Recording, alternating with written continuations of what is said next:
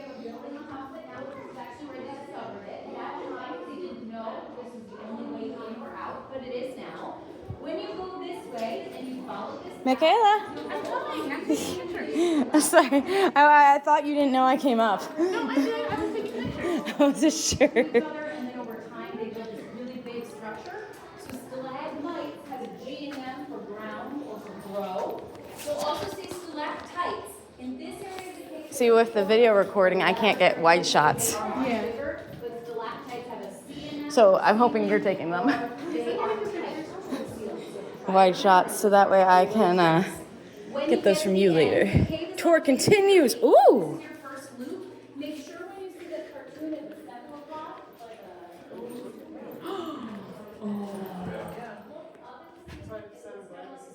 Yeah, we're gonna start with the lady with the black light. Even though it doesn't show on the camera, but at least it shows for us. See, there's more switches. I'm gonna ask her real quick while we got her. I was not. The lady up there? If we're allowed to touch those. No. We're not allowed to touch the light switch things that have like sound effects and things that have been all over the place. I'm gonna ask the tour guide lady. Look at the color of this. Oh, that's cool. Okay. It's right here. Go in, check it out. Don't touch the rocks or the formations, but We'll go wait ahead for the and lady. I'm gonna ask the tour guide and then lady. at the end, head down those stairs and come back up. Enjoy your time in the cave. Ma'am, Thank you. ma'am, down here. There's all these light switches that have like, say, like sound effect things on them. Are we allowed to touch those? No, you don't want to touch those. Those are actually, most shouldn't say anything about sound, but they are what have all of the lights on. When we do different kinds of tours, we turn them on and off as we go along. Okay, so those are for you and not us. Yes, exactly. I want to double check. No, I have not touched them, but I was like, I'll ask somebody. And most people just touch them instead of asking, but we don't want to turn off a light like if somebody's in the mirror. Yeah, turn it okay. off. We don't want to capture them in the cave in the dark. But yes, great Yes. question. Okay. I wanted to double check before doing anything.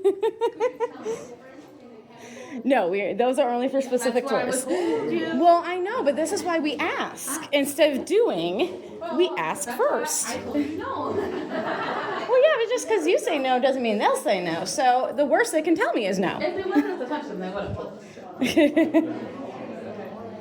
I try to be optimistic about it. It's like, well, the worst they can do is tell me no. Not necessarily. Kindly. I didn't do it.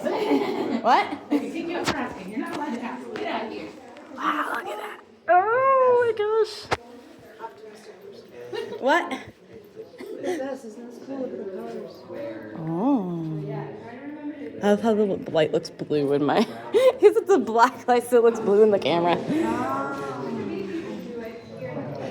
Yeah, I'm going to stick with you. You had the black light.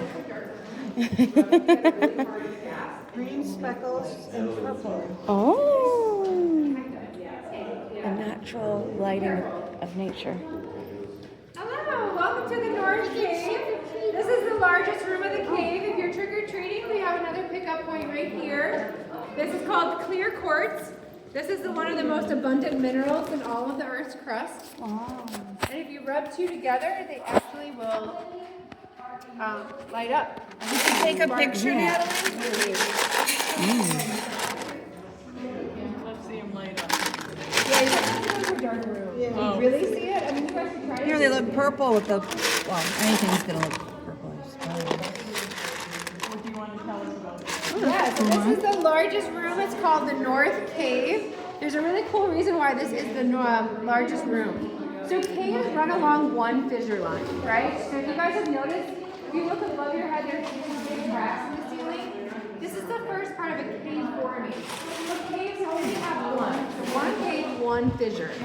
Now if you look back over here, there's the big hole they blasted into the cave when they discovered it. This is the first fissure line you first were walking along. So watch how this one goes, and goes, and goes, and goes. It runs into this one, but they're not connected. So that tells us these were actually two separate caves at one point. So it's not really that unusual for caves to open up into one, but I like to bring it up because I think it's kind of cool to think about that these were actually separate caves. So when you go up the steps, you're going to go into a different cave system. Oh, wow. Oh yeah, another cool thing after this group clears out, I want to draw your attention over here in the corner. But we're going to wait for everyone clears out here. Because we have a really beautiful feature over in this corner. See, I was right about it. When we first went down there, I was thinking like it kind of looked like a fissure line, from like an earthquake, like a fault line. Yeah, but I didn't know similar, fissure. but I said different. fault, but They're similar. That's how the Earth is separated by the faults, and so lines. it's just like it looks like it was formed kind of by an earthquake. Yeah. So it's different, but it's similar, right? I don't know a lot. I I know some. I recognized that there was no way it was such a perfect line. Right? I was like, that's interesting. Good observation. It's how the first part of the cave forming are those cracks. That's It's cool. how the water first starts to come in. Okay. And then the water is very acidic, so it dissolves away the limestone, and it opens up the cave. So that's the first step. They sometimes call them cavities. And when I was telling kids, I'm like, when the dentists tell you not to drink a lot of soda or sugar because what could happen to your teeth? And they'll say cavity, and it's like, yeah, this is Mother Nature's cavity. And it almost happens in the same way. And then get this little kid, he was about 8 years old, he points to the formations and he goes, oh, then those are like the fillings that they do in our dentist? And I said, oh my gosh. I was like, that is the coolest analogy I've ever heard. And I still to this day will use it to explain it, and I'll give that credit to that kid because he's the one who made that connection. That's great. Because I think when we make connections to ourselves, we understand things better. Oh, so yeah. like literally we get holes in our teeth just like the earth does, and then the formations are growing in. And it will eventually enclose this whole space, but it takes a really long time. 1 inch, which I measured on my finger, this takes 250 years just to grow 1 inch.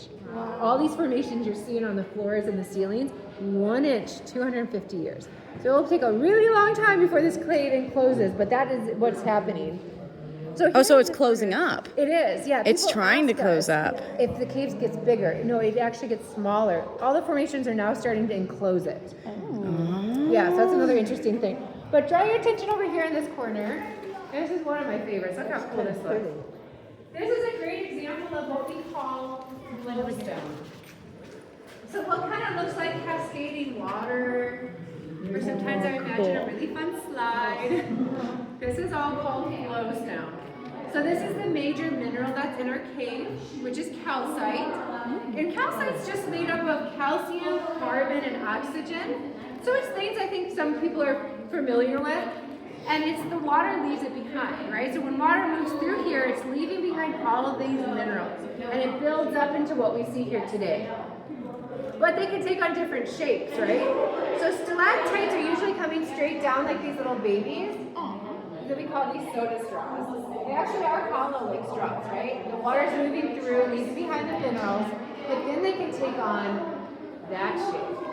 Now, how cool are those? Right? Like, I understand water's following these angles, but to take on a shape like that, I think is really cool. So they call those ribbon stalactite, or there's a funny breakfast food. You guys heard of it? The bacon? Yeah, they call this cave bacon. You guys see it? I mean, obviously the color's a little off, but I can see like the stripes. Ribbon, yeah.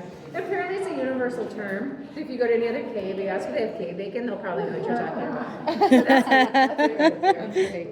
Can you take the three of us Yeah. in front of this? Definitely. We should get a picture in front of it too. Yeah. Yeah, if you guys move over a little bit that way, then you're not behind the light. There we go. Okay, I know all the good angles. Okay, 1, 2, 3, and then we'll do one more. So that explains how things build up rather than down. And what? Oh. I have a Yeah, question. please, or tag us if you put it on these socials. Yeah, you want to go? So, Hi, everybody, welcome. You're coming into the North Cave. This is the largest. Hold on 1 second. We're going to do a quick photo. 1, 2, 3. Hold on. And one more.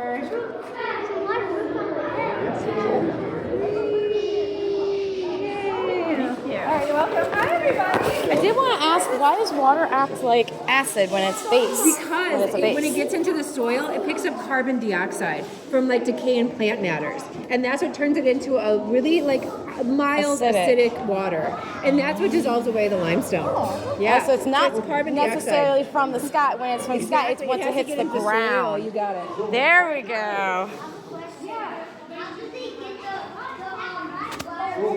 Oh, I had a peekaboo. Yeah, so we're gonna have a group picture. You guys want to move over a little bit?